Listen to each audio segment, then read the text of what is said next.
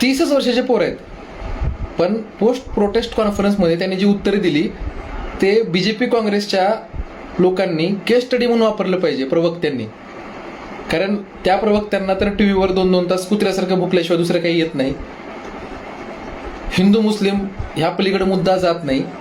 आणि गेला तरी माझा नेता चांगला कसा आणि तुझा नेता कसा खराब, इथे येऊन ते अडकतात. देशाशी त्यांना काही घंटा देणे घेणं नाही.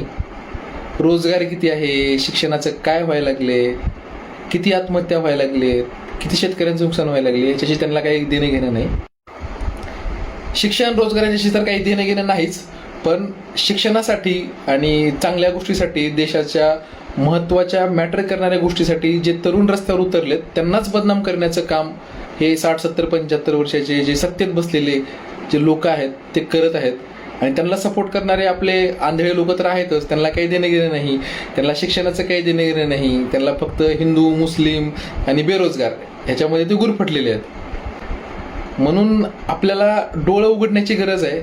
आणि आपला देश कुठं जाईल, त्याच्या गरजा काय आहेत, हे प्रत्येक सामान्य नागरिकानं जाणून घेणं गरजेचं आहे. जय हिंद, जय भारत.